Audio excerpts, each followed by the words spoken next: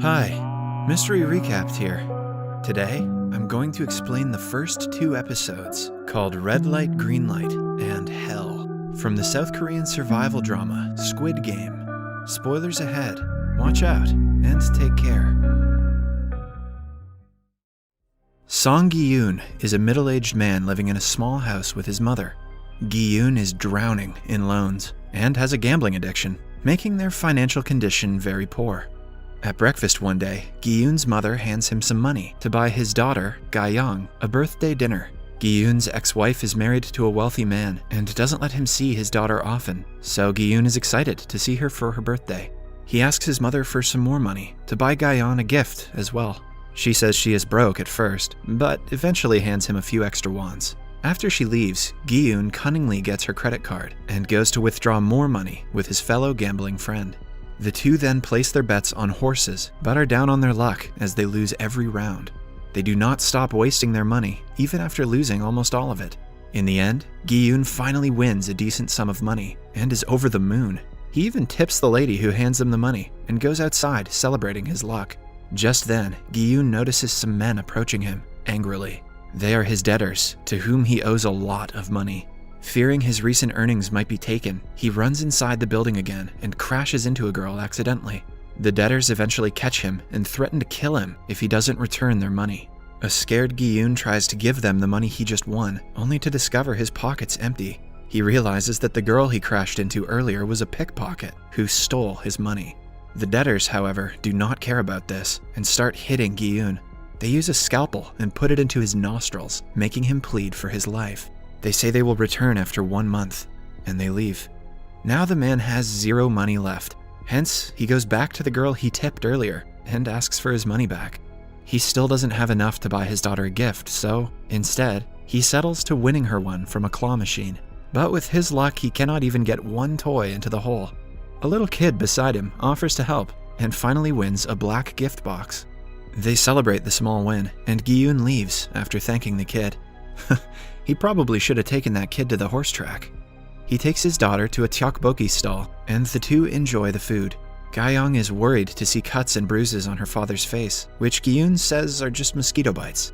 He hands her the gift without checking what is inside the box. Gi-young is surprised to see it is a gun-shaped lighter.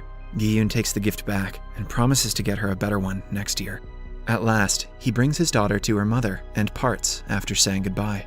Gi-hun is now at a train station where he is approached by a well-mannered and well-dressed man. He invites Gi-hun to play a game of dakshi, a game where they should flip a card by hitting it with another card. The man claims he will give Gi-hun 100,000 won if he wins, but if he loses, the man will slap his face. As they play, Gi-hun loses several rounds, getting slapped by the man numerous times. His cheek starts to bruise badly, but he doesn't stop. At last, he finally wins a round and gets the money he was promised. Then, the well-dressed man hands him a card, asking him to call the number if he wants to play more games like this. On his way home, Gi-hun meets an old woman who is his friend Sang-woo's mother. She boasts about her son currently being on a business trip to the US. At night, Gi-hun and his mother are having dinner when she tells him that his ex-wife's family is moving to the US. Hence, he won't be able to see Gi-young again. Gi-hun is shocked, but cannot do anything because his ex-wife has the complete custody of his daughter because of his financial problems. That night, in desperation, he calls the number the man gave him and is called to a place nearby. A van pulls up in front of him and he is asked to get inside. As soon as he steps in, a gas spreads throughout the vehicle that knocks him out. When he wakes up, Gi-hun is in a bunk bed with several other people around him. His clothes have been changed and all of his belongings are gone. Everyone seems to be as confused as him. We see that everyone in the room is being monitored by cameras. Gi-hun meets an old man who has the number 001 written on his vest, while Gi-hun has 456 written on his. The man says that he is suffering from a brain tumor. As they talk, a fight catches their attention. The girl who has stolen Gi-hun's money the previous day is fighting with a man who appears to be a gangster. Gi-hun interferes and threatens the girl to give him his money back. Their argument is stopped when the facility's staff, dressed in red suits and masks, enters the room.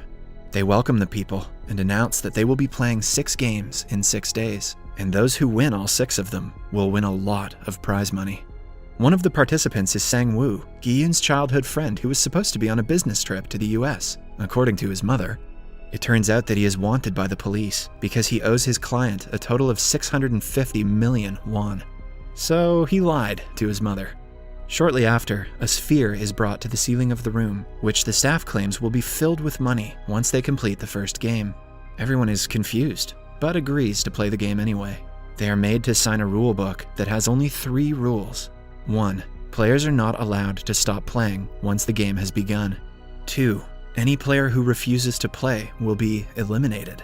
And 3. The games will be terminated if the majority votes on it. Everyone signs the form and gets ready for the first game. Outside the room is a maze-like hallway. The contestants are made to take pictures and then are taken to a field that has a creepy statue of a doll on the far side. Gi-hun approaches his old friend Sang-woo and asks him why he lied to his mother. As they talk, they are interrupted by an announcement asking them to stay behind the white line. Somewhere inside the facility, the overseer of the games gets a call from somewhere. He takes his place in front of the monitor and watches everyone play. Back in the field, the contestants are told that the first game is red light, green light. As the statue of the girl says red light, they have to freeze, and they can only move forward when the girl turns around and says green light. If anyone is caught moving, the statue will sense the motion, and the person will be eliminated. The game begins and goes on regularly for a while. That is, until the statue detects a motion, and one man is eliminated. He is shot dead at that very moment. The others do not comprehend what is happening, so they play the next round. But soon they find out the people who are eliminated are actually being killed. Chaos ensues, and people start running for the exit, and they are all shot. A pile of dead bodies falls around the entrance, and the place turns into a bloodbath. I will never look at this game the same way again. Only a handful of contestants remain frozen in fear. From the next round, everyone starts being more careful. Gi-hun is still frozen on the ground, but moves when Sang-woo asks him to. He almost falls down once, but is saved by a man behind him named Ali. More people die as the game continues, and in the end, some of them finally pass the game, including Gi-hun, Sang-woo, the pickpocket girl, Se-byok, the old man, Inam, the gangster, Deok-soo, and the guy who saved Gi-hun, Ali. As the camera pans out, we see that they are on a secluded island, and the facility is underground. The staff clean up the dead bodies and burn them in furnaces. The surviving contestants are brought back to the room and are all shaken by what they just witnessed. Gi-hun thanks Ali for saving his life earlier. Right then, the staff enter the room and congratulate them for completing the first round.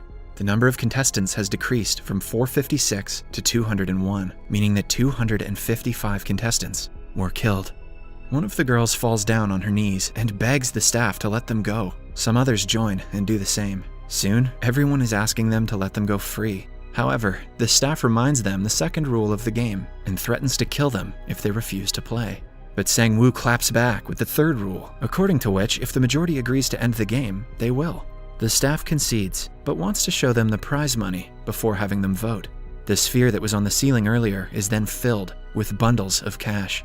The staff claims the winner will be able to take home 45.6 billion won, but if they decide to stop playing, the families of the dead people will receive 100 million won each, and the living will get nothing. The prize money tempts everyone, and the ones who were against the game earlier start voting for it to continue. The winning vote is decided by Inam, who votes against the games at the end. Finally, they will be allowed to go home without any damage. The staff says that if the majority of them want to play the game again, they will be contacted. In the following scene, Gi-hun and Se-byok are thrown out of a van with their hands tied. The same happens with Ali and Sang-woo. All of them go their separate ways. Sang-woo even hands Ali some money for his bus fare. Gi-hun goes to the police directly and tells them about his kidnapping, but they find it hard to believe that the kidnappers sent him back because he voted for it. One police officer named Jun-ho is at the station as well. The card Gi-hun is holding catches his attention. Gi-hun then goes back to his home, only to find his mother missing. It turns out that she is severely diabetic and has been admitted to the hospital because of extreme pain. Gi-hun rushes to the hospital to see his mother's feet covered in wounds. The doctors say only surgery can save her life, but they cannot afford it. Elsewhere, we see the police officer Jun-ho talking to his mother about his brother. Jun-ho's brother has been missing for a few days now, which worries him. At his brother's apartment, he finds the same card that Gi-hun was showing the police earlier. He decides to follow Gi-hun and asks him about the card. Meanwhile, the pickpocket Se-byok goes to meet her brother in an orphanage. It turns out that the girl is a North Korean escapee whose parents are still stuck in North Korea. She wants to collect more money to get her back and get her brother out of the orphanage. Ali, on the other hand, goes to his work to meet his boss. He has come to Korea from Pakistan to earn money, but he hasn't been paid for 6 months now. He has his wife and a little son at home who he has to fend for. Ali's boss has a bundle of money in front of him, but he refuses to pay. An enraged Ali accidentally pushes him into a machine, which crushes his fingers. He takes the money and runs away right after. At home, he hands his wife the money and asks her to run back to Pakistan with their son. He assures her that he will come back later, hugging his wife for the last time before leaving. Meanwhile, Sang-woo calls his mother and lies to her about being in the US. His mother happily asks him not to get her any gifts and ends the phone call. Right after the call, the old woman is approached by some police officers, asking her about Sang-woo. They tell her that he is under investigation for stealing his client's money and ask her to report him if he comes to her. The woman is shocked and embarrassed in front of her customers. At the same time, Sang-woo receives a card from the same facility again. Gi-hun, on the other hand, has no way to treat his mother's illness. He goes to his ex-wife to ask her for help, but she refuses to help him. As they argue, her new husband and their children return home. Gi-hun walks out, only to be called back by the husband. He hands him a bundle of money and asks Gi-hun to never approach his family again. An enraged Gi-hun punches him in the face, claiming that he cannot take his daughter away. Right then, his daughter comes outside and sees her father hitting her stepfather. She looks at Gi-hun in disappointment. Later, he walks back home, totally defeated and helpless. The police officer Jun-ho is waiting for him outside his house. He asks Gi-hun about the card, but Gi-hun dismisses it, saying that he was just drunk when he made the police report. He has made the decision to go back to the place again and doesn't want to cause any trouble with the police. Jun-ho tries to get him to talk, but Gi-hun dismisses him. While walking outside, he finds the card stuck to a door. He calls the number and goes back to get picked up again. Similarly, Sang-woo, Inam, Deok-soo, Sabyok, and Ali have decided to go back to continue the game as well. The episode ends as they get inside the van and are knocked out by the gas again. Subscribe for more videos like this, turn on notifications, and leave a like to help the channel out. Thank you for watching.